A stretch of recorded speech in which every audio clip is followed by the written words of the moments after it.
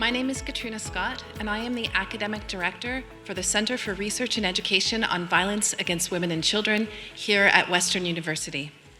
I am thrilled to welcome you to our second annual Peter Jaffe Lectures on Ending Domestic Violence.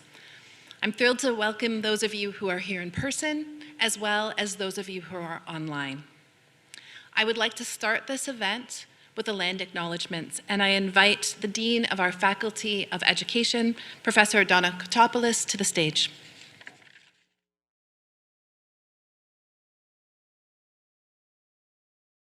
Thank you, Dr. Scott. My name is Donna Kotopoulos. I'm the Dean of the Faculty of Education at Western University.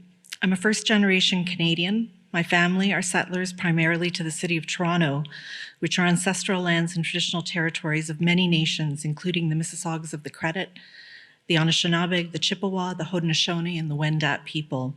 And it's now home to many diverse First Nations, Inuit, and Métis people. Toronto is covered by Treaty 13 signed with the Mississaugas of the Credit and the Williams Treaty signed with multiple Mississaugas and Chippewa bands. It's important for me to recognize this territory as the space and place where much of my worldview was formulated, to express gratitude and respect. It was a diverse community, a community where I learned with and about Indigenous people. Now I look back and I understand how unique this really was. My life's work has been in education, where the history is rooted in settler colonialism, and this has had devastating and legacy effects on Canada's First People. Our future in education is rooted in decolonization, and this is reflected in the TRC's recommendations specific to education. I will note that these recommendations were also reflected in the report on the Royal Commission of Aboriginal People in 1996, more than 20 years ago. As an educator, I see and accept my responsibility to teach and to lead with reconciliation at the forefront of my thinking, and this is also the commitment of our university. I'll conclude by acknowledging that Western University is located on the traditional lands of the Anishinaabe, Haudenosaunee, Lenape-Wauk, and Chinooktun nations, on lands connected with the London Township and Sombre Treaties of 1796 and the Dish with One Spoon Covenant Wampum. The meaning of dish with one spoon really resonates with me. In my culture, we often eat as a family, gathered around one tepsia, one pan. We eat with our hands and we eat with one spoon. Dish with one spoon means that we're all eating from one dish with one spoon, and it's a reminder of our collective responsibility to have respect and care for this land that was shared with us by Indigenous people, but respect and care also for each other. Thank you.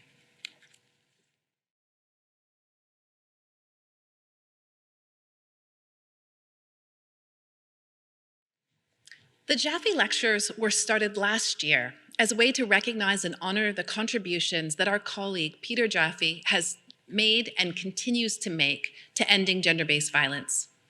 Over his career, Peter has done hundreds of talks and influenced generations of researchers, social service providers, mental health workers, teachers, lawyers, judges, and really everyone he comes in contact with. If you know Peter, you also know his commitment to making sure that everybody knows the warning signs and risk factors for domestic violence, and making sure that every tragedy leads to learning and change.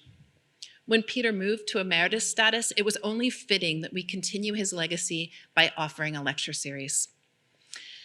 Just before we introduce our keynote speaker, I'm tasked with going over a few technical details. First, I want to let you know that at the end of this keynote, we will have a question and answer fireside chat. This is a chance to ask questions about the lecture topic and really anything that piqued your curiosity from the keynote presentation. For those joining us on live stream, or even if you're in person here in the audience, you can send questions online by visiting www.slido.com and entering the code Jaffe 2022. That's JAFFE 2022. You can send questions at any time during the lecture. And for our audience here in the auditorium, you'll also have a chance to ask questions in person by simply raising your hands, and we'll bring in a microphone around to you. With that, I'd like to welcome CREVAWC's Learning Director, Dr. Linda Baker, to the stage.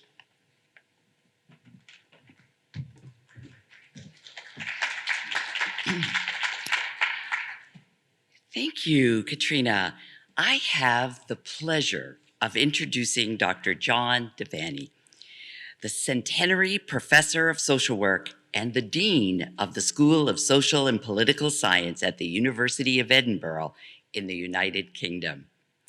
John Devaney is one of those rare individuals whose research and commitment to building capacity in services to protect and support children is sought after and valued by both academics and practitioners. Put another way, his work makes a difference in the real world.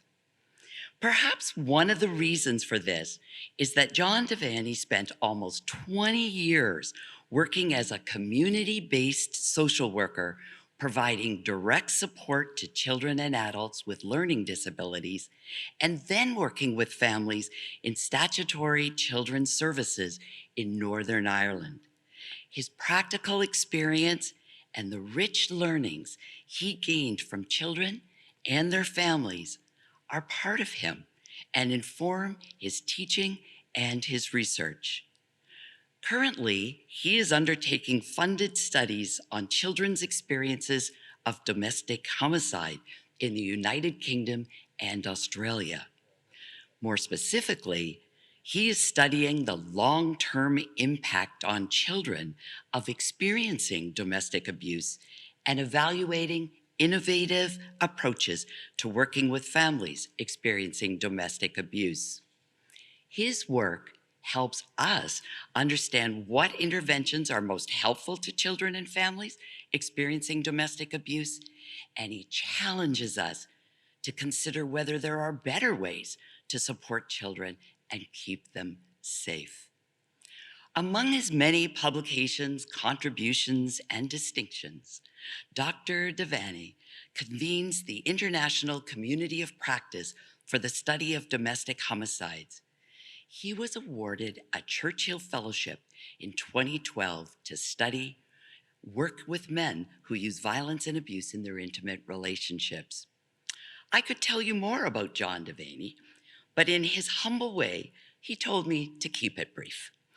So I'll sum it up by saying we are honored that John Devaney agreed to give the second Peter Jaffe Lecture.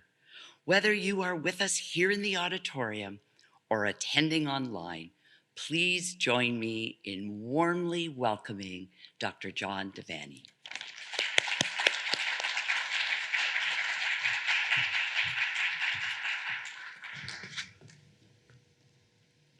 Thank you very much, Linda, for that very warm welcome. I'm slightly humbled and embarrassed by it all, but delighted to be here. And thank you to everybody who's here in the auditorium and also online to listen to my presentation this evening and to also have a conversation with Peter about some of the themes that I'll be talking about.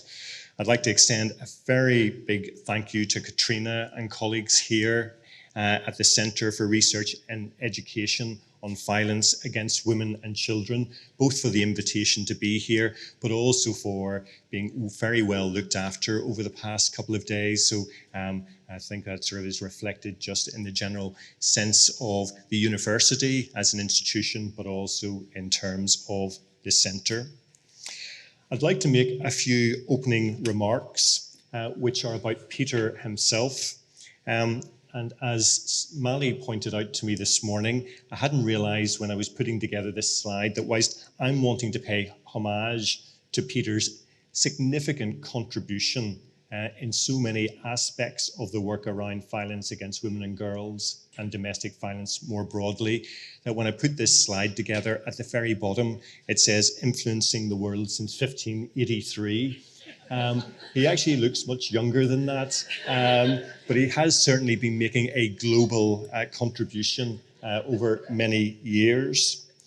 I've been personally very privileged to have known Peter since around about 2013, when I had the pleasure of visiting the centre here and both Linda and Peter were very gracious with their time and their learning to help me understand about how issues around violence against women and girls was both understood and addressed within the Canadian context, and helped me to learn things that would inform my understanding of these issues in the part of the world that I came from. However, I've also known Peter's work for much longer than that through all of his published research. And that has really sort of helped me, both as a practitioner and later on as an academic, to try and think about issues I'll come on to talk about today. But actually, the person who drew Peter's attention to me was a fellow social worker from Northern Ireland called Maddie Bell. And Maddie had been on a study visit to Canada in the mid-1990s and came back enthused to Belfast about this person whom she'd met, who really was trying to help us understand that alongside adult victims of domestic violence and abuse, we should also be thinking about the impact on children, and that children should be understood as victims in their own right as well. Maddie herself really started me on this journey that I've been on and continue to be on, thinking about how we understand these issues and how we think about responding in ways which are likely to be helpful. As I mentioned, Peter has published a significant body of work. At the last count, which I'm sure is still an underestimation, he's published 10 books, 30 book chapters, nearly 100 peer-reviewed articles. And I think the major contribution that Peter has made has been in two ways. One, it's been that framing of how we should think about and understand domestic abuse and violence, but alongside that, also producing the empirical work which underpins that and helps us think about the evidence base that we can draw upon when we're thinking about what we should actually do about these issues. Peter's work is frequently cited in a number of ways. And I think whilst many academics like to think that they have an international reputation because one person in another country has actually read their work and cited it, Peter truly is one of those international academics and practitioners who's able to sort of inform and resource the work and ideas and thinking of people in so many different places. And not only is his work important, I think one of Peter's very many great gifts is his ability to mentor and to coach and to support others and to actually step back but support others to step forward. And that's been something I've benefited from in my career through my association with him, but also I've seen him do that with others. And so I'm personally humbled to be asked to deliver the Peter Jaffe Lecture this year. And I hope that sort of in a small way, it can sort of pay some respect and dues to all of the contribution that Peter has made internationally. So if I can move on to the main substance of my lecture today, and the structure of the talk is that I'm going to begin by exploring the issue of children's experiences of adversity, then thinking about what that means when children are experiencing domestic violence, and then sort of bringing it down to look at one very specific example, which I think shines a broader light on these issues, which is thinking about children's experiences whenever a parent is killed by the parent's current or former intimate partner, who may be the child's other biological parent, or maybe their parent's new romantic or former romantic partner.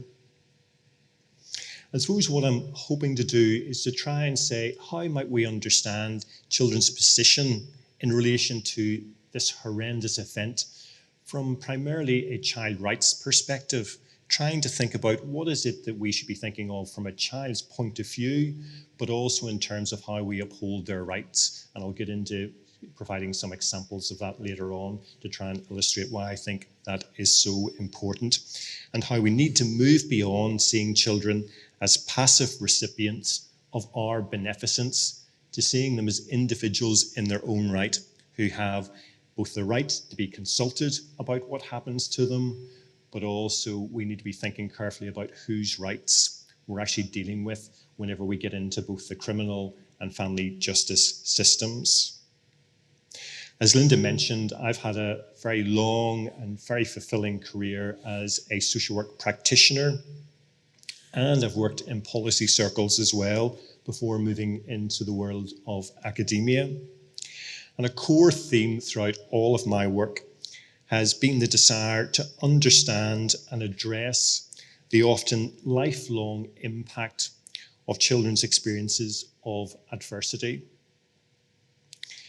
One thing we know is that we as practitioners want to try and ensure that all children we may have contact with, whether as teachers, whether as social workers, whether as health professionals, that every child has the potential to maximize whatever potential that they were actually born with.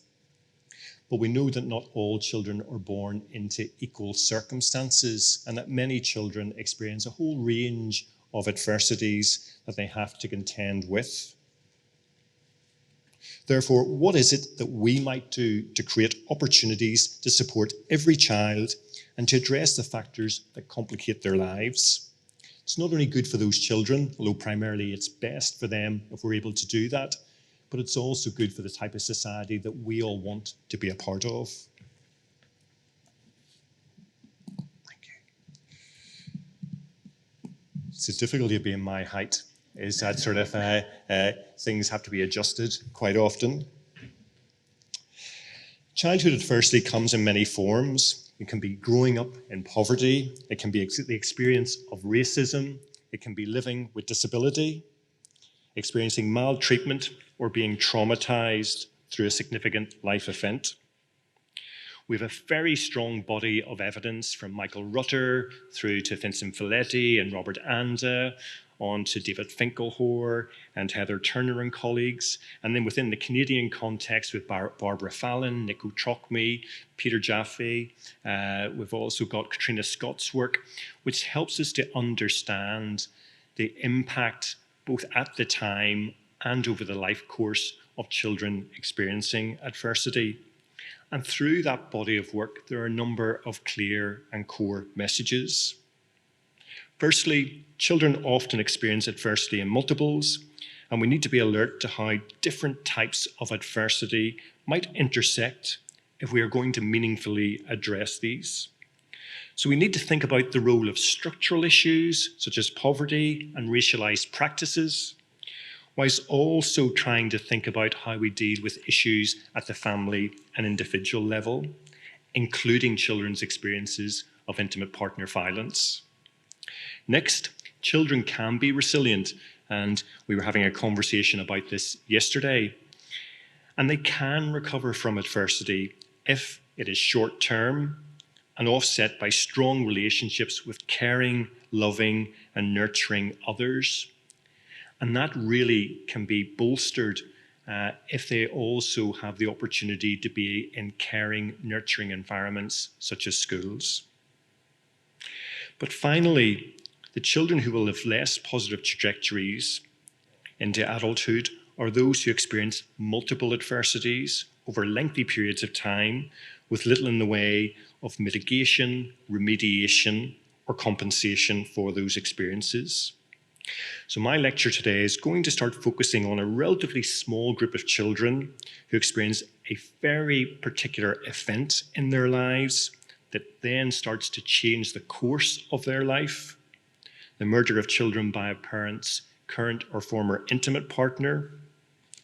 And to try and use this lecture to illustrate how we think about children, the adversity that they experience at a moment in time within the context of their childhood, and to then try and think about how can we respond in ways which are likely to be useful. So, in terms of the work I'm going to be talking about, one of the things we're going to be talking here about when a parent is killed by their partner, their children experience a range of losses. One parent is deceased, and often the other parent is either arrested and detained, or they're on the run, or they've died by suicide. And alongside that, their home has often become a crime scene. And as we'll see in a moment from some of the statistics that have been gathered in other places, that sense of children's world being turned upside down has lifelong implications for the child, both in terms of their sense of place in the world and the relationships that they have with others. Alongside this, for some children, they may also have lost one or more siblings. And in one of the case examples I'll give later on, we have one child who was the only surviving member of their family. Internationally, we're unclear about how many children actually fall into this category of children who experience parental intimate homicide. What we know is that while the numbers are small, actually the implications for those children are quite significant, and we'll unpack some of that in this lecture. But one of the things that sort of has become very apparent through the limited body of research that's actually been done over time is that sort of whilst we know that these children exist, we actually know very little about their actual experiences. And from a professional point of view, what is it that professionals and services can be doing that's likely to be helpful for this group of children? One of the things that's very clear from speaking to professionals who become involved in the period of time after a child's death is that a lot of key decisions have to be made within a very short space of time. Those decisions often involve not only where will the child live, but who actually will provide care for the children in these circumstances. There are also questions about what contact will children have with the perpetrator, especially if that's the child's other biological parent. And alongside that, it's trying to think about what are children's immediate needs and their needs in the longer term. So for example, whilst there may be a relative or a family friend who the police can place the child with in the immediate aftermath of an incident, actually, what are the arrangements for how decisions are made about who children should live with long term? Is there anybody available, or does the state need to step in? And even if there are other family members available, who has greater say in which adult this child goes to live with? What we see quite often is this tension that arises between whether or not children should go to live with the maternal side of the family or the paternal side of the family. If it's the mother who's been murdered, does her family have a greater moral claim to bring up the children in the future, even if their contact with the children in the past has been less than the paternal side of the family? So these are issues that people are trying to make decisions about in the immediacy and in the aftermath of an incident, but also decisions that can have longer term implications, both for the children, but also for the family relationships.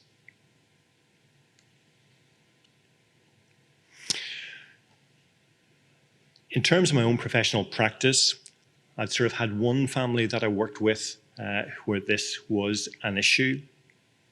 And there were some key questions that arose for me as a result of working with those children and their extended families that are on this slide. What do children actually know about what has happened? What do they know at the time? And what do they know in the longer term? If a child is prelingual, a baby, they may know nothing at the time, but what is the story that they need to be told in the future? And even if a child is very aware of what has happened to one or both of their parents, actually, what is the narrative that they form at that moment in time? How accurate is that? And what is the narrative that needs to be shared with them? And who should do that? And how should it be done? As we know from the child maltreatment literature more broadly, even when children are direct victims of violence and abuse, that once the criminal justice system becomes involved, they move from being only a victim to also being a witness to a crime having been committed, whether that crime is against them or to other people. I'm working with some colleagues from the Nordic countries at the moment on a model of way of working that's very similar to your child advocacy centres. And one of the things we've been talking about is this juridification, whereby when the justice systems and the family justice, when the justice system, criminal justice system and the family justice system come together, what happens is that actually the child protection system becomes beholden to the criminal system and takes a step back. And that actually how we understand who children are in the process, what their needs are and how we should respond to those needs becomes secondary to the needs of the criminal justice system to ensure that the complainant, the defendant, the accused gets a fair trial. And so in these processes, what we see is a movement that occurs between seeing children as individuals in their own right who have been victimized and whose rights have been infringed, to their rights being further infringed because actually the rights of the adult in the situation become more important at this moment in time. If a parent is in custody, then what are the arrangements for children to have contact with that parent? Quite rightly, the criminal justice system is saying that even if someone's been charged, they haven't been found guilty, and therefore they should retain all of their rights, not only in terms of their legal rights, but also their rights in terms of their property and also their children. And as we'll come on to talk about with some examples later on, that can throw up particular challenges. And a key thing that sort of seems to permeate through all of this is what is the role of the state in terms of making these decisions versus other people? So in these instances, who should actually be involved in making decisions about where children live, what contact children have with the alleged perpetrator, and what should happen with regards to children's ability to consent, for example, to be a witness to a parental homicide. And alongside those very practical and legal issues, important as they are, what are the types of social and emotional support does a child need, both in the immediate aftermath of one of these incidents and the longer term? Now, if we sort of turn our attention to what we already know from the published research, the person who has been doing most work in this area is Dr. Eva Alisic from the University of Melbourne. And you'll come on to see a picture of Eva shortly. But Eva has been working in this area for around about the past decade, trying to understand what is it about children's needs in this very particular context. She's a psychologist and someone who's very interested in trauma. So she is interested in how we understand these issues from the perspective of thinking about how children might be traumatized, but also trying to think about what their needs are more generally and wider than that. Eva and colleagues back in the sort of 2015 undertook a systematic review to try and understand what is it that's already been researched around this topic. And what they found was that there were only 17 publications from 13 studies exploring children's mental health and well-being after parental intimate partner homicide, which seems like a tremendously small number of studies in this particular area. The majority of studies have been taking place in the USA, small number in the UK, and a smattering in other countries internationally. And in total, there were 328 children from approximately 175 families in total across all of the studies. So again, even within the UK, we know that there are more than that number of children who are bereaved in these ways every single year. But this is the knowledge base that Eva and her colleagues were able to surmise from the research evidence back in 2016, 2017 when they published this paper. What they concluded from looking at that small body of work was that there were 4 broad areas of outcomes that we as clinicians and practitioners should be concerned about. Firstly, unsurprisingly, what was the psychological impact of being left either an orphan or bereaved in these particular circumstances? Second of all, what was the social impact of others seeing you as having been bereaved in this particular way? Thirdly, there was evidence of an impact on children's physical health and well-being, and also evidence of an impact on their academic progress into the future. So we can already start to see from this systematic review about sort of the early impact of being bereaved in these ways as a child and the potential for all of these outcomes not only to be things in the shorter term, but also having longer term consequences. Eva and colleagues developed this model based on that early work, which was trying to look at sort of children's experiences of the actual event when they were bereaved and when a parent was killed. And as you can see from the middle box, this is looking at the post-traumatic risk factors. What are the factors that are likely to exacerbate or flow from experiencing this type of event as a child in your life?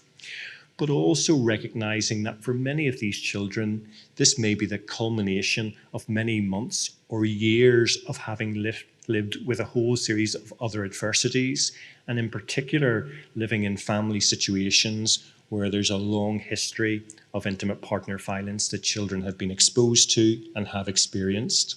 So actually thinking about this as an incident actually leads us into a bit of a cul-de-sac or a siloed way of thinking whenever we need to understand this as the culmination of many months and years of experience. But also that actually after the event, other issues can compound and amplify some of the challenges that children have already experienced up to this stage. For example, if there's conflict amongst extended family about who children should live with or spend time with. So I think this is a really helpful model for trying to help us understand the moment in time, but seeing what goes before and what comes afterwards as all being interconnected, and that we as professionals have responsibilities both to try and intervene at an earlier stage that might not only save somebody's life, but also try and reduce the fact that children would have to live with domestic violence for lengthy periods of time anyway, but also trying to think about how do we sort of work not only with the child, but with those around the child in ways which might create some of those factors that I talked about earlier, about trying to promote children's sense of resiliency and also provide them with the safety net so that even though they've experienced one of the things that we would all acknowledge is a significant life event and a significant trauma, is in some way dealt with in a much more constructive sense. The other thing that came out of this work from Eva and colleagues was also recognizing that where there's more than one child in a family, that actually the experience of children can be different and their views on the situation may be varied. And therefore, it's important to be thinking about children as a group who have common experiences and common bonds, but not assuming that how children view the situation or what their needs are the same. And I think this quote very aptly captures that about both who children may attribute fault with in these situations, but also what they might need in terms of having a shared narrative between themselves about what has happened so that they themselves don't fall out with each other, let alone allowing them to move forward in life with a clear sense of what has happened and what that means for them and for others.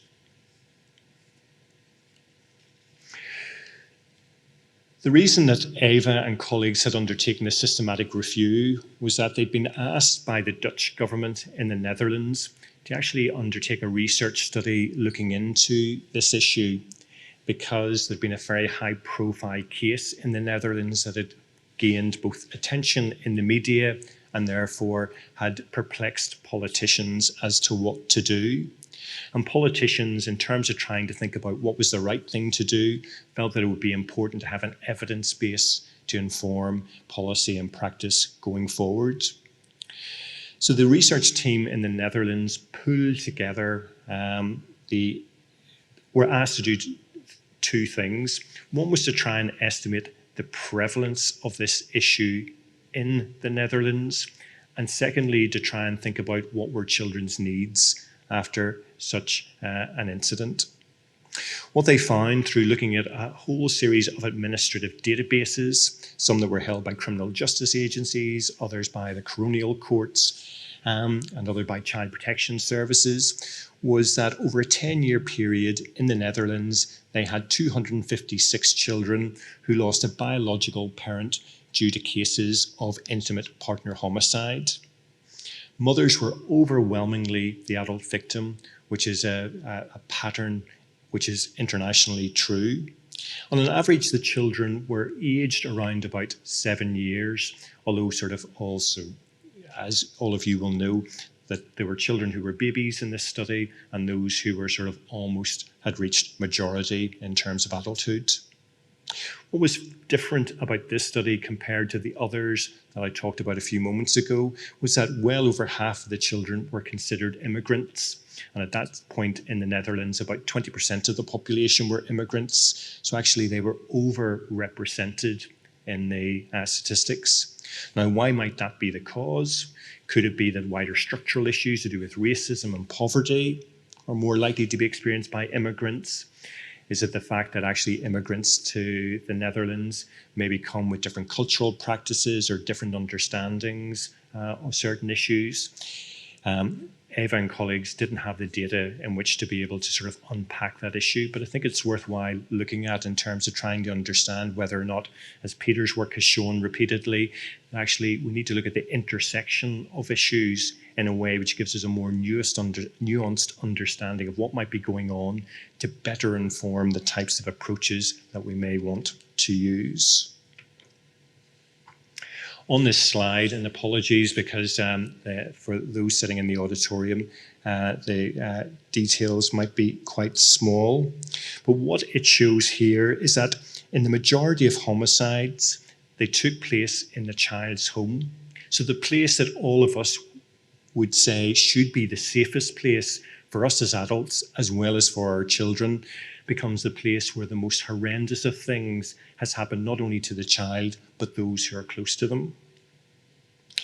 Likewise, the majority of children were in the same location as the murder. So in that sense, this is not something which is happening remotely from children. Children are often present, and even if they haven't witnessed the murder itself, they're often party to seeing their mother or father's body afterwards and being all of their senses being bombarded by all of those senses of the gruesomeness of what has happened as well as the aftermath. Again, from this data, what we can see is that the most commonly used implements are firearms and sharp instruments. So again, these are sort of deaths which are very graphic for any child to witness or to come across afterwards.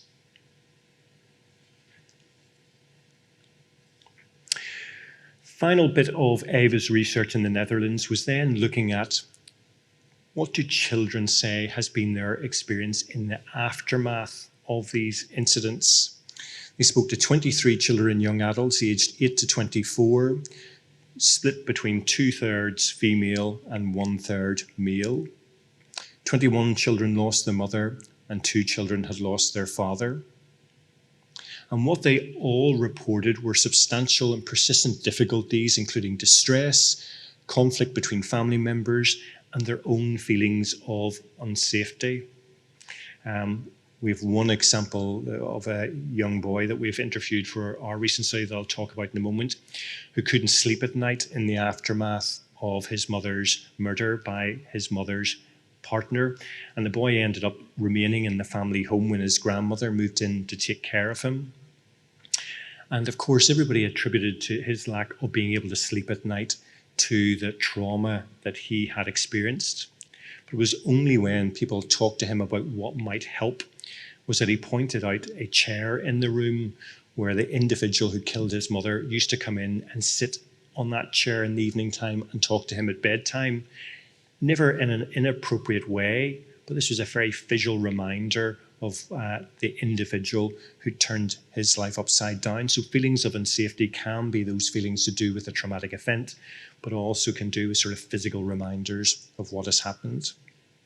And finally, what came out from Eva's work was this idea of children's self-image, their perspective on their biological parents and their sense of their place in the world relative to what had happened to them. So these key concepts seem to be what we know from the existing literature and seem to chime with many of the professionals that I've had contact with over the years who have worked with families who have experienced these sorts of issues. It's a sense of children's overwhelming sense of loss, of people who are close to them, both parents and often sometimes siblings. the trauma of the event itself, as well as what might flow from that, the impact on children's sense of identity, and finally, this sense of sort of what is it that might make enough of a difference to help children to cope with what they've been through and to be able to start moving forward in their lives rather than always being held back by what has happened. So, Ava applied to the Australian Research Council for funding to really replicate and extend some aspects of the study that she'd undertaken in the Netherlands.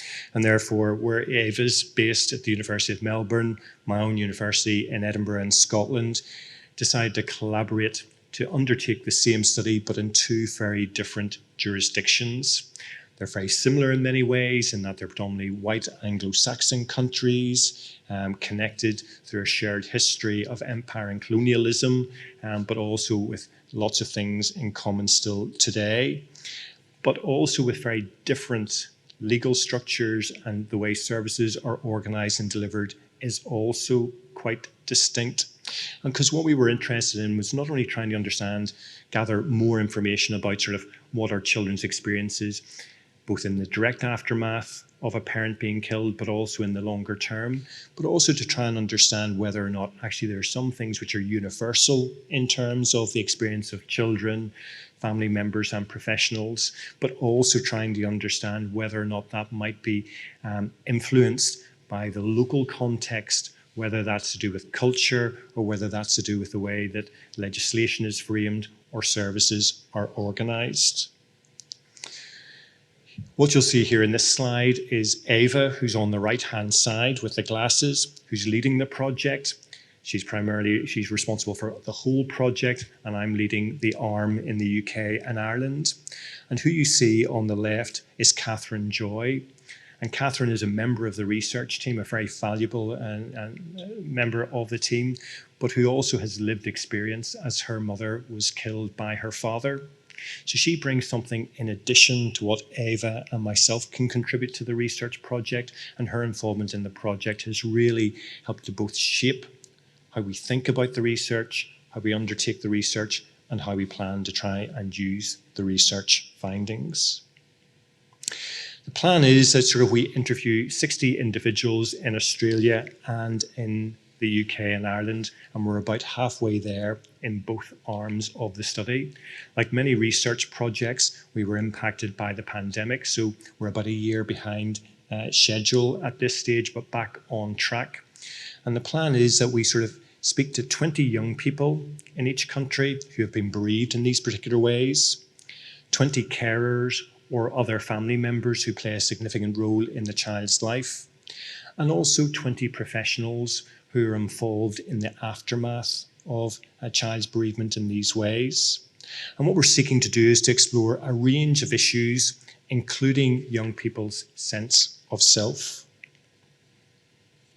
These are the inclusion criteria. I'll not read through them all, but what you'll get a sense of is that we're interested in any young people or any individual who has experienced bereavement in these ways from naught up until they turn 18 years of age, but we're only interviewing those who are aged 12 and above, who we feel have the developmental competency to actually both agree to take part in the research as well as to engage in the interviews, albeit that many of the young people that we've been speaking to are now in their 20s and into their 30s.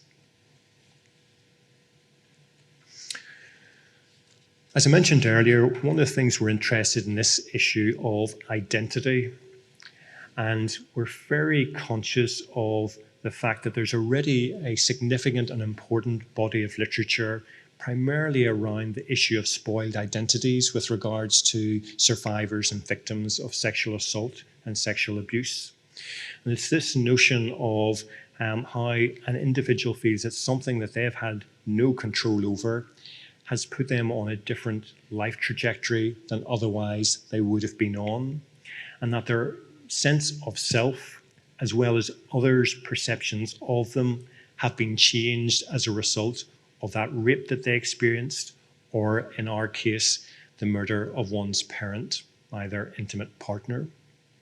And therefore, we're wanting to try and get a sense of what is it, whether or not this concept is helpful, not primarily for trying to understand how an individual might view themselves, but what it is that we as professionals might need to engage with in terms of trying to think about the type of psychological and therapeutic help that some child and adult might need in the aftermath of these events. So what is it about somebody's subjective feeling about themselves and their experiences of how others are treating them that needs to be manipulated in a way which might potentially be helpful in the future?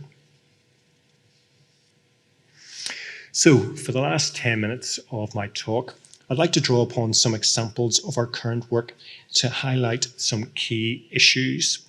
We're still in the midst of both gathering data and also analysing the data, so these are very much preliminary thoughts about what we think that we're hearing from those whom we've interviewed and what sense we're making of all of this.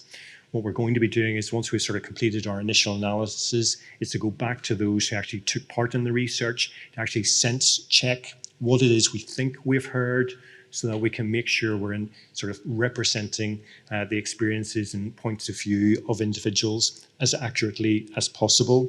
So by the time any of you read any of this stuff, some of this may have moved around a little bit, but I think the issues that we as a research team, both in Australia and the UK, are grappling with at the moment are sort of some of the issues I'm about to talk about.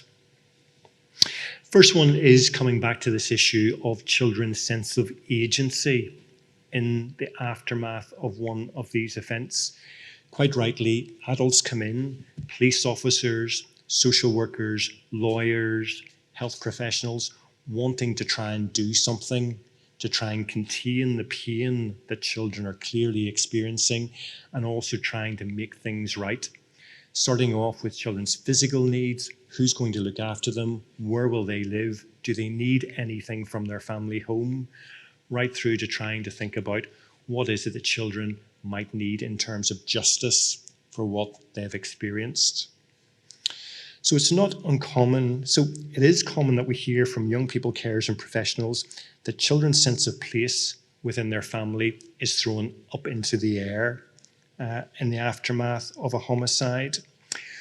We spoke with one young woman who's now an adult and leading a very fulfilled and successful life, who talked about in the aftermath of her mother's murder by her mother's new partner, that actually people decided that she should go and live with her biological father, who was separated from her mother. Dad was really keen to be stepping up to the mark and taking on the care of his daughter. But actually the daughter wanted to go and live with her aunt, because her actual relationship with her father wasn't that it was problematic in any way, it was just very flimsy. She saw her father from time to time. The nature of his work meant that he was out of the country for long periods of time. And while her relationship with him was something that she meant was important and valuable to her, it wasn't, she felt that sort of her aunt was somebody who actually she had a stronger relationship with, and that her aunt was actually very willing to take on her care. But professionals who were involved at that time felt, well, actually, her father has legal responsibilities towards his daughter, and if he's wanting to enact those legal responsibilities, well, actually, he should be given the opportunity to do that. And if he wants to place his daughter with his former sister-in-law, well, he has the right to do that, but it shouldn't be for the state to step in and start trying to make these arrangements and displace his position as the sole and surviving parent. But what really came across from this young woman was her lack of agency in these discussions. No one really wanted to know what her point of view was, what it was that she felt she needed in this situation.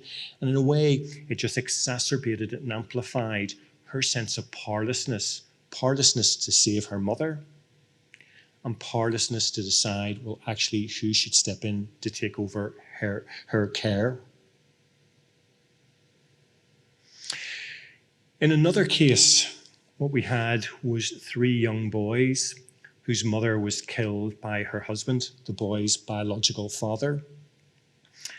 And This was a family whereby they were living in a very remote rural area where actually the two sides of the extended family lived in close proximity to the family that these three boys had been brought up in.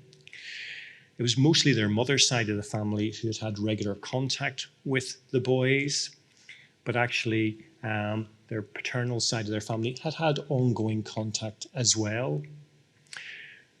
Police arrived, arrested father, and brought him to the police station.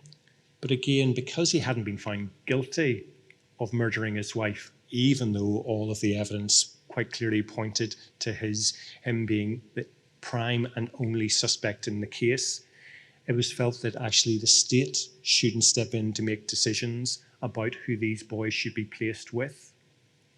As mentioned earlier, what this led to was a very complex relationship between the two sides of the family. The father side of the family, who were struggling to accept that their son, their brother, could have done something as horrendous as this, as well as the mother side of the family feeling that actually they had a greater moral claim to be the custodians and carers of the boys, not only to provide for their care, but also to be the custodian of their mother's memory. And Child Protection Services actually felt, well, our job shouldn't be to try and either intervene in terms of making the decision if father is still there, but also they didn't feel that they had a role to try and mediate at that very early stage and to work through some of these issues in a way so it would be child-centred and actually for the boys' longer-term benefits, as opposed to what has happened from the family members that we have talked to, the two sides of the family becoming very polarised with each other, resulting in the boys ending up coming into state care because actually the polarisation was so significant. So in this case, what it highlights is that actually in the aftermath of this event, we would all normally hope that children could be placed with other family members, that would seem like the best set of arrangements for those children. But actually, if the state actually doesn't live up to its responsibilities as enshrined in the UNCRC in terms of working to secure the best arrangements for the child, well, that abdication of responsibilities results in something happening anyway. And therefore, we have these boys who are now in the care of the state for 3 years, because actually the case hasn't gone to trial of their father. And what it seems in those situations is that the state is waiting for the legal determination about guilt before it really feels that it should be taking on the primary responsibility of adjudicating about who should be best placed to care for the children.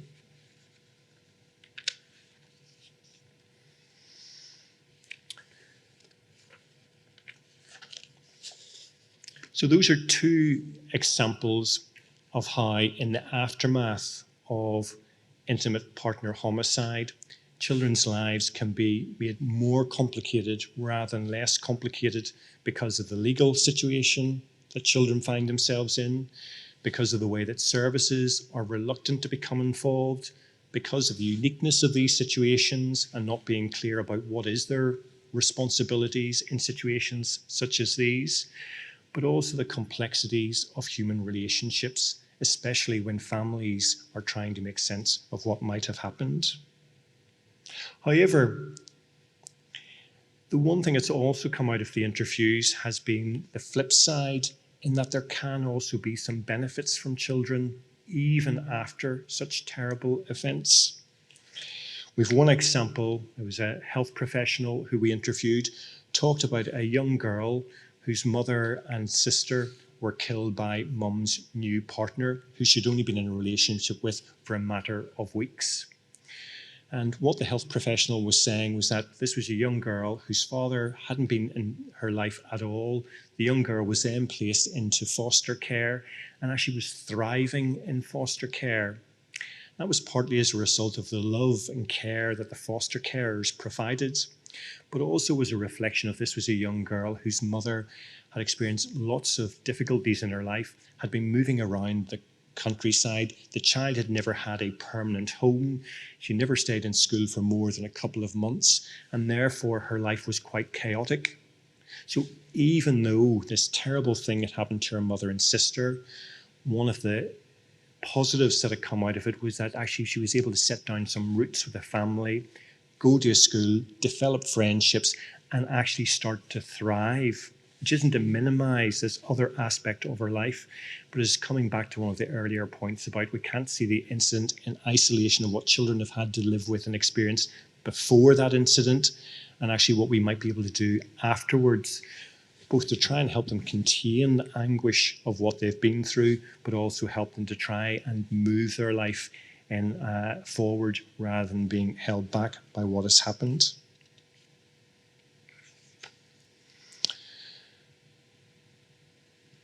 Finally, one of the themes that has come out through all of our work so far has been this sense of otherness. And it goes back to this idea about self-stigma and spoiled identities, where young people are saying that they have noticed how others have started to treat them differently because of what has happened to them. Now, that can be quite because, firstly, others find it awkward to try and talk to the child because they don't know how you start to talk to a child about something as horrendous as this, and their own fear about re-traumatizing or worrying the child or causing further upset or distress to the child. But it seems to be something more than that as well, whereby the child is actually seen as in some way being different as a result of what has happened within their family, and therefore others being concerned about how do they actually start to engage with the child going forward. Again, what we've seen is some very good examples of where professionals have come in and been able to do things which are tremendously helpful in those situations. So, for example, one primary school made sure that all the children in the school had a very simple and straightforward explanation of what their friend had experienced, in the same way as if another child in the school had lost a parent through cancer, or if another child had had a life-changing accident. Actually, that this was a conversation that it was okay to be having within the school environment, and how actually they tried to normalize what all of us would accept is a very abnormal situation.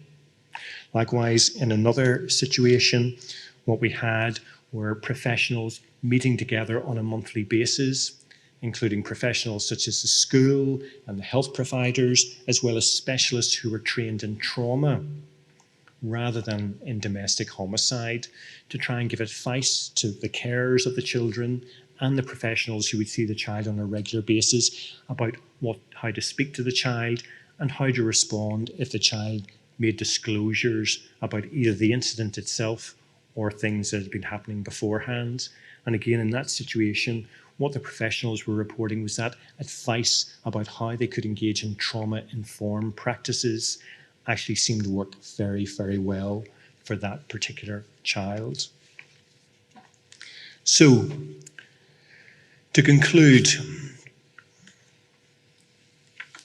I think it is to be welcomed that there's a much greater recognition internationally that children are direct victims of intimate partner violence as much as adult victims, but that from a developmental point of view, the way that children might experience the incidents in their life and the environment and context in which they are, that may be very different to the way that adults experience it. There's a small but growing interest in trying to think about intimate partner homicide, both from the perspective of adult victims, but also trying to think about what that means for those who survive. And what that sort of says to us is that there's a need for us to engage with trying to think about how children understand these events at the time and over time in ways which are likely to be helpful to the child to know that others want to engage with these issues at various stages in their development, but also to try and think about how do we establish services which help children and young people. Some of the individuals that we interviewed who had direct experience of these issues talked about the value that they would have gained from being part of a support group with other young people who'd experienced these sorts of events. But they also talked about the value of doing that as adults, if that had been around, because of this sense of otherness and this sense that they didn't want to burden others with the pain and trauma that they were experiencing because they didn't feel that they could cope, but also not being sure if other people who'd experienced other types of trauma would actually understand what they'd been through. I think one of the things that's coming out from not only our current research, but also the Dutch study, is that there can be a focus on physical care at the expense of mental health care, at the expense of thinking about this idea of a child's sense of self. And that can't be seen in isolation of the relationships that children have between themselves and their carers, themselves and extended family members, themselves and the person who has maybe caused this harm, if that's their other parent, and also their relationships with surviving siblings. In terms of trying to think about sort of how we try and reorientate services in ways that are likely to be helpful, I think one of the things that's very clearly coming out to us is that in the midst of all of us wanting to try and help children and young people, we're least likely to actually talk to children and young people themselves to try and understand what it is that they need, what it is that they want, and what it is that we could do. And therefore, there's a need in terms of trying to think about what research can help in this situation is to move that alongside trying to understand what children's perspectives are on these issues, is also trying to think about what is the perspective of carers and family members about what they need, and to be thinking about how do we resource professionals so that they can intervene in ways which are likely to be helpful. So I hope that has been helpful to all of you. It's a difficult area to talk about because we are talking about some of the things that none of us ideally would want to be engaging with children and young people around, but actually it has a worth and a value, and I think that's one of the things that's been really uplifting for us to hear, is that many of the children and young people who we've interviewed, many of the carers and family members have been saying that actually what's helped them to get through is that individual services and individual practitioners have made that difference. They've heard what children have been saying, they've listened to what carers need, and they've been there for them at their toughest moments. And as I think if there's one thing to take away from my presentation this afternoon, is to reinforce that sense that if we really want to make a difference for children and young people, we need to be thinking about those who are around them and trying to think about how we support them as much as we support the children themselves. So thank you very much.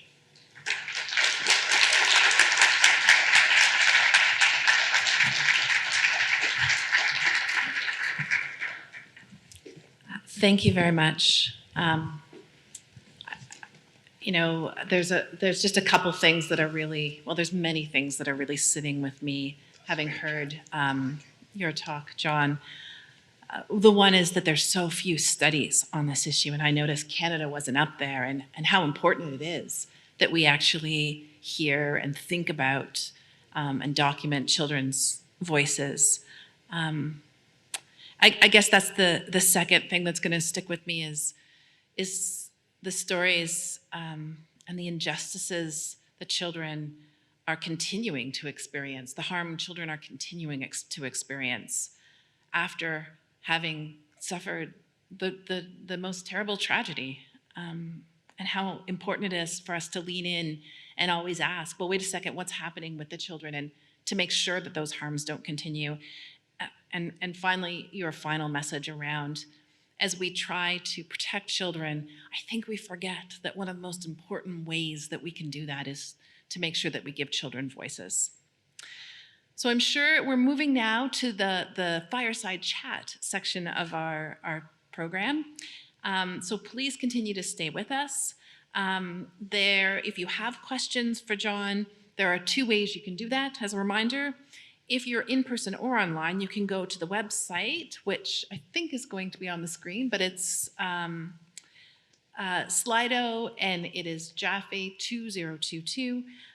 Type in that code and answer the questions. Audience members, if you are an avid Reddit user, you can upvote questions and to ensure that they move to the top. And if you're in person and if you feel comfortable, you can raise your hand and somebody will show up with a mic. John, thank you very much for a very powerful presentation. We have lots of questions, and I'm going to take the prerogative to ask the first question. It's the Jaffe Lectures, so Jaffe should be able to ask a question.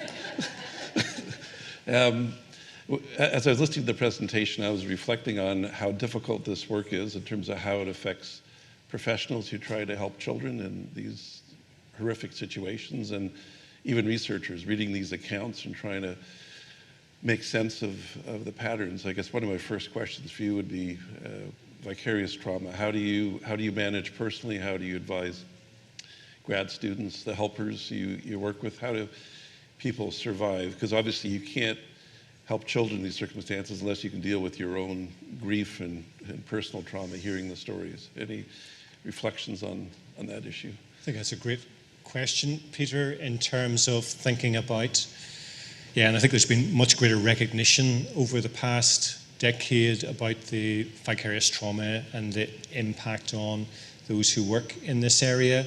And I think that actually the violence against women and children sector has probably been at the forefront of really trying to think carefully about how individuals are supported through supervision, through having the opportunity to de-escalate and decompress after dealing with particularly challenging situations.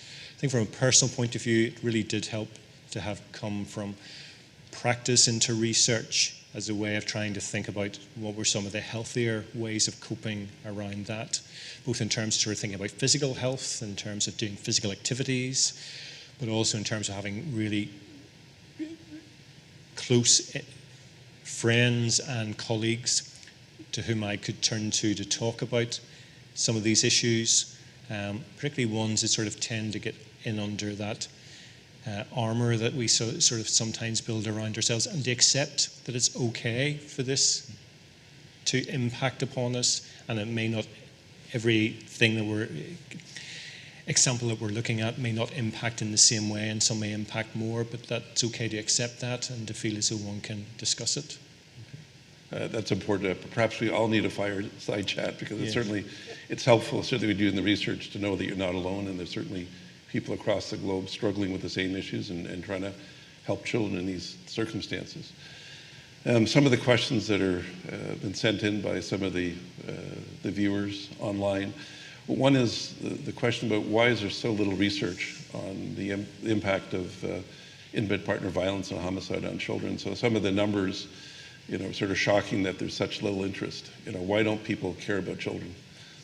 Yeah, and I think part of it comes back to one of your many legacies, which is this idea that 20 years ago we didn't think about children as being victims in their own right, and we saw children as being on the margins or the periphery of these sorts of experiences.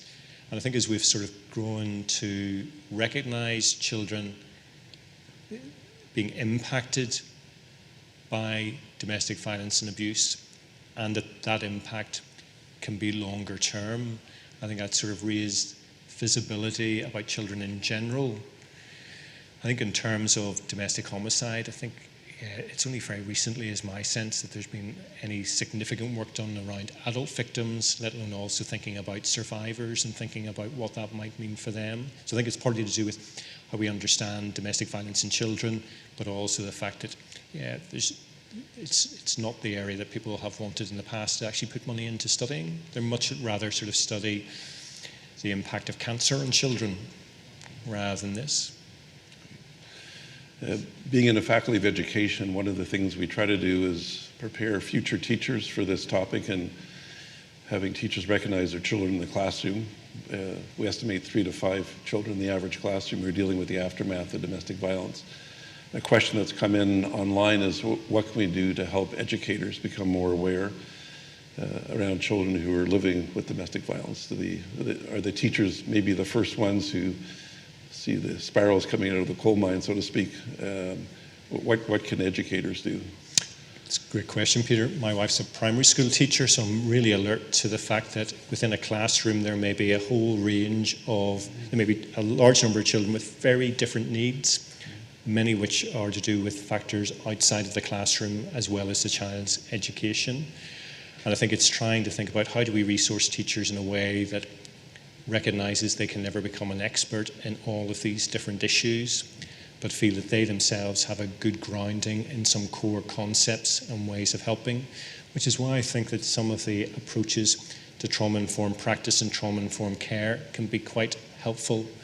It needs to be thought through, needs to be carefully managed, but I think teachers tend to be so very child-centred anyway. It's about helping them to think about, well, how do they show that care in ways which allows children to firstly feel as though their situation has been seen and recognised, but also that they've got permission to actually talk about these issues with their teacher, who can then signpost on to what might be more specialists or more specialist help around whatever the issue is. I don't know whether that's your thinking about it. Yes, and part of that, another question that's come in is sort of thinking about broader collaboration. Obviously, intimate partner violence is everyone's business, and children's safety is everyone's business.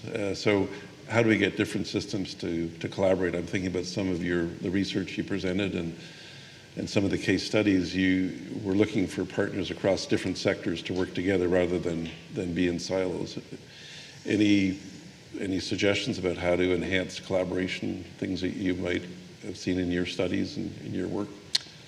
Collaboration can often happen at two levels. One is that chief executives of organisation or leaders feel as though it's really important to have collaboration, but then maybe don't follow that through with having the structures and processes which facilitate that. And practitioners on the ground quite often are very keen to work with others, but either find somebody that they can work with very closely, and that's very fulfilling because they can see the worth of that, or they find that other practitioners aren't as open to collaboration and trying to understand how much is that a psychological barrier because the other professional doesn't really understand their point of view, or is it that that other individual isn't being supported within their organisation to work in those ways. If I can give a short anecdote, when I worked as a social worker in child protection services, I quite often got very frustrated with colleagues in substance use services because I wanted to know what parents, whether parents were attending services, whether they were engaging in therapy, whether or not progress was being made, and actually got very cross with colleagues feeling that if only you would do what I need you to do, then my job would be so much easier. As opposed to then, as I got slightly older and more experienced, flipping it round and trying to say, well, actually, what can I do for you that will help you do your job better? And that will probably help me anyway. So I think part of it's attitudinal, but part of it, a large part of it, is also systems and processes which don't facilitate practitioners having the time and the space, as well as the frames of reference to cooperate. Part of what we talk about systems, the one I think extra challenge we have to acknowledge is the challenge for families in crisis, children in crisis, to actually trust the state to be there to help them. And certainly, there are unique issues, within an intersectional perspective, looking at the needs of Indigenous children, asking them to trust the state to come up with what's best, or racialized minority groups trusting the state. Any thoughts about sort of the added layer of those issues and thinking about the context of children's lives and how we plan and help them in these circumstances? Yes, as an outsider to Canada, I can't talk about the Canadian experience, but certainly I can recognise from my own part of the world the sense that the state agencies are not seen in an equal way by all sections of the communities that I would have worked with and still work with. I think part of that is about those agencies having to engage in real change so that they are seen to be much more responsive to the particular needs of specific communities, but also investing in those communities so that actually they have more people within their communities who are able to provide the type of help that is more sensitive to the culture and local practices. I imagine just from your work in child protection and going from doing the frontline work to going into academia and doing this research, when you show up from child protection and say, I'm from child protection, I'm here to help you, that's not always received with the way it may be intended, given certainly the history of colonization, or I'm here from the police, I'm here to help your family. How do you think those systems build better bridges with minority communities? Yeah, there's some very good examples of different ways of working that seem to have better outcomes for all families, not just minoritized communities. And I think that's one of the things, looking back in my career, is that we've sometimes thought, well, we need a specific way of working with this particular community that's more sensitive to their needs.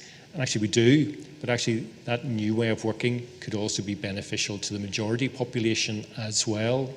And actually we have to reframe how we understand what it is we're trying to achieve, to do it in ways which have greater community consensus around what those aims are, as well as practices which are much more culturally sensitive.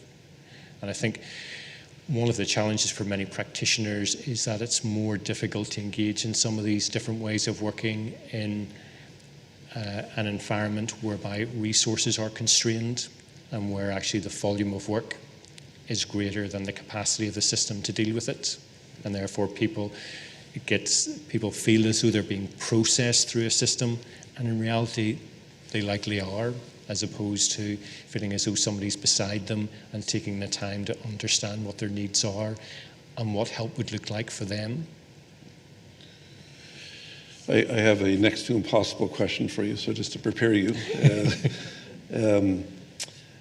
I was struck, as some of the online viewers, and I know some people here in person, about your case study where you're looking at 4 children with 4 different views of what happened, different knowledge. How do you deal with competing narratives in the same family? So, for example, I get called in sometimes to do parenting assessments when there's a fight between the maternal and paternal family about who's going to take over care of the child after both parents aren't there. And the mother's family has a clear story about what happened and what father did to mother. Father's family might have a view that it was mental health or addictions, and father's really a victim of a disease and didn't intend to kill the mother. So the children in the circumstance will have competing narratives about what happened, and they're caught between 2 families and 2 narratives. And in your example, you have children in the same family who might have their own perspective based on their age and knowledge and relationship. So this is an impossible question, but clinically, how do you even make the first step in terms of getting children, especially when they're at an age when they have to make sense of what happened, age appropriate? How do you make sense of when they have 2 sets of adults giving them different versions of reality? I think it is that last point of trying to think about how can we work with the adults to try and come up with an agreed narrative that can be shared with the children, that adults themselves are prepared to buy into and see the benefit of that for children. But I think one of the complexities is because of the criminal justice process, that actually the defendant will have a narrative which is either about trying to mitigate their responsibility or trying to lessen what might be the consequences of what they did. And I think that becomes, no matter how much other professionals are trying to mediate and trying to come up with a shared narrative, we get back to this point about the juridification of the process. What's in the best interests of the child becomes secondary to what's in the best interests of the accused. There's, as we might getting some questions from our live audience, there's an interesting question online about extending your research. That is, although you're looking at research on the impact of children living with domestic homicide and intimate partner homicide, for every one of those cases there must be 100 others where it's been an unsuccessful homicide and the children are still living through the most extreme traumatic events. Do you plan to expand your research, or are others doing research looking at attempt or even in Canada we might call serious bodily harm. Or I'm not aware of anybody doing work around that area, but I do think that it's an interesting area to be thinking about. Yeah, because some people survive through pure chance. Others are surviving because the regular violence is never at the level of lethality, but actually children will be thinking that their parent is going to die on multiple occasions. So I think it is an interesting area for study. Yeah, because I think it changes the numbers. If you think about, obviously one is too many, but looking at the number of children affected, you can easily multiply that by 10 or 20 or 30. Looking at the children who are in near-death circumstances, there's still an aftermath. But one of the questions that often comes up in court, and I think you touched on it, is how do we deal with children that are forced to see the perpetrator? So, for example, it's not uncommon for judges to want the children, from their own view, to have an ongoing relationship with the perpetrator. They lost even in the famous O.J. Simpson case, the children lost their mother, but he was in court fighting for custody of the children, and actually in that case he ended up ending up with joint custody with the maternal grandparents, which is sort of hard to imagine joint custody in that circumstance. But what do you do in those cases? How do we support children who are mandated to have contact when it may be against their will, but a judge thinks it's going to be good for them? Yes, and other family members might also think it's good for the child to have that contact with them. And I think that's part of trying to educate the judiciary, to have a much more nuanced understanding of what parental responsibility actually means. And do you forgo some of your rights as well as your responsibilities in the context whereby you've created this impossible situation for your children? Right.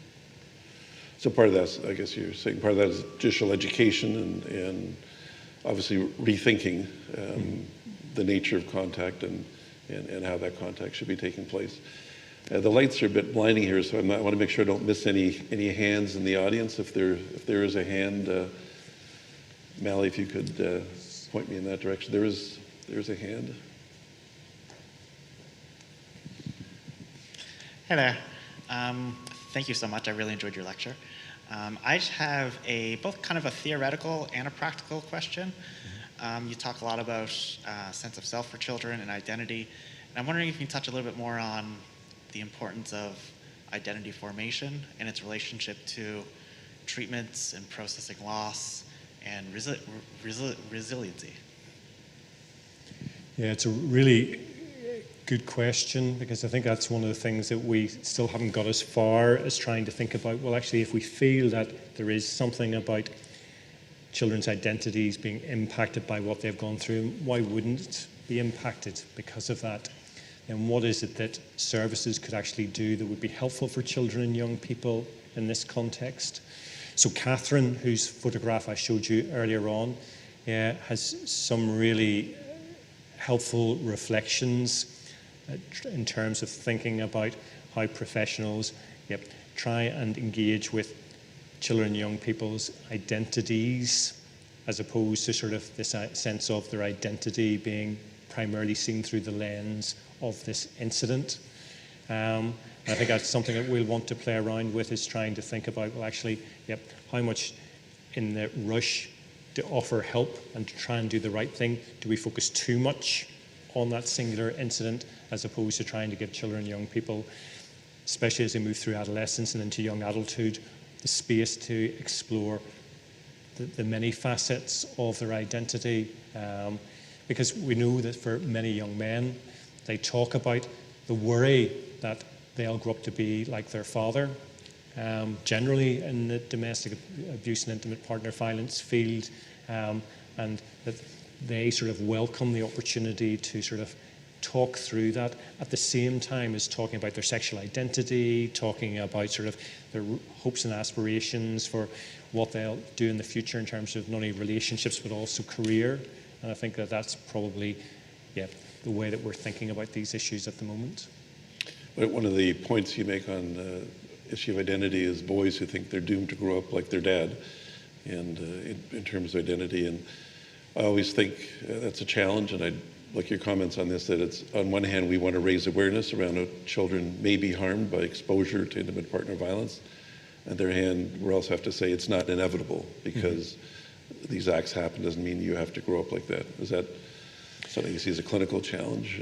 I think it's both a clinical challenge, but also a social one. It's sort of how we try and educate the general public to try and think about, actually, people don't have to be beholden to their past, but anything, but that won't happen by chance. It's how do we sort of provide supports for individuals to both make sense of what they've experienced, but also to move on from it. And I think that's where schools have a really valuable place to play in terms of helping children think about their futures and think about what it is they want to aspire to be and supporting them to get there. But also think in terms of mental health professionals, thinking about sort of how they work with young people around some of the issues that invariably they will experience in the aftermath of growing up with intimate partner violence. I think there's another question from our live audience. Hello, thank you for coming in for this conversation.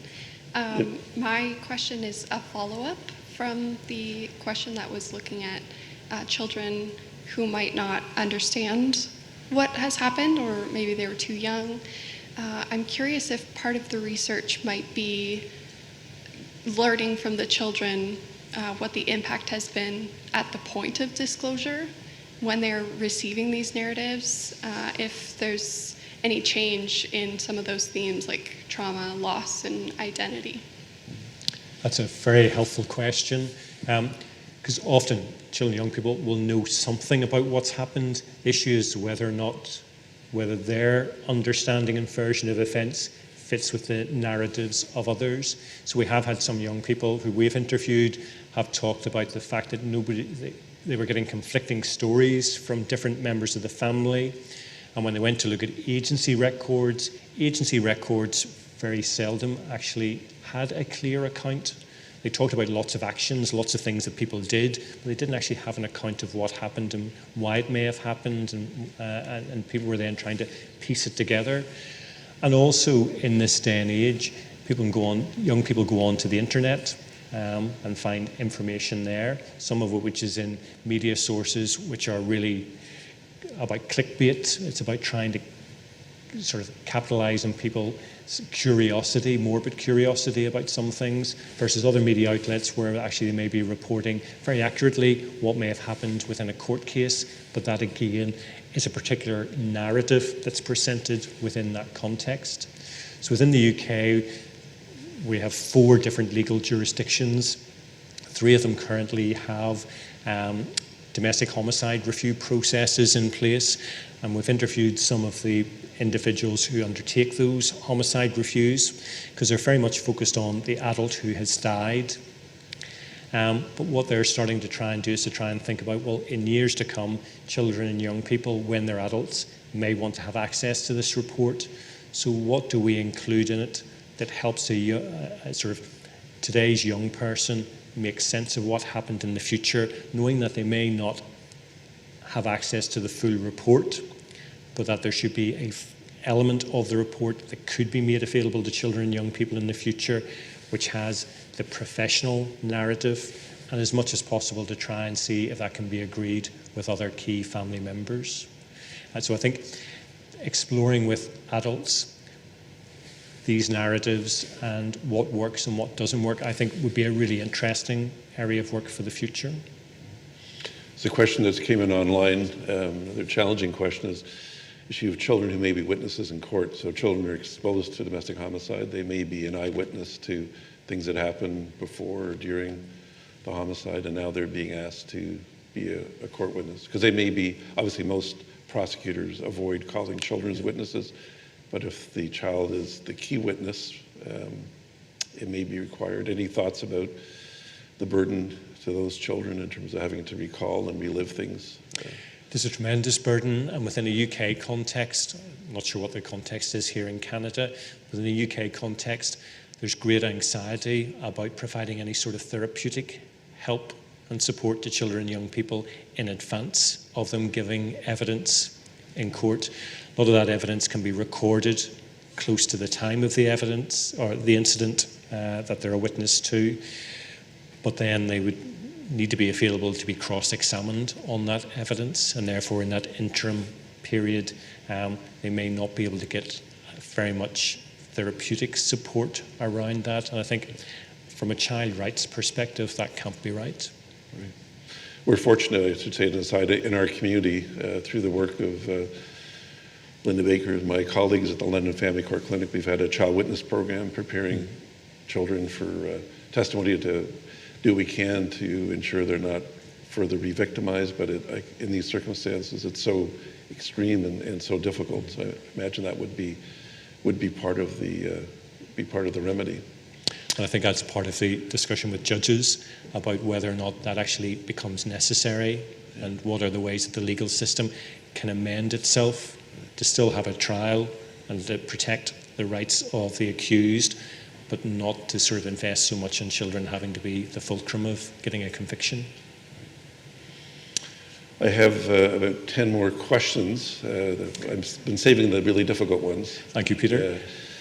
But unfortunately, I'm obviously get a signal from those people in charge saying that we should wrap up in terms of limited time we have today. So I will wrap up. And first of all, thank you so much for being here. Thank you for your very kind comments at the outset, and thank you for tackling such a painful and difficult topic with such compassion.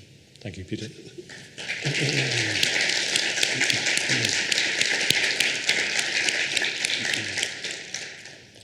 Hi, everybody. I'm Barb McQuarrie, the Community Director at the Center for Research and Education on Violence Against Women and Children.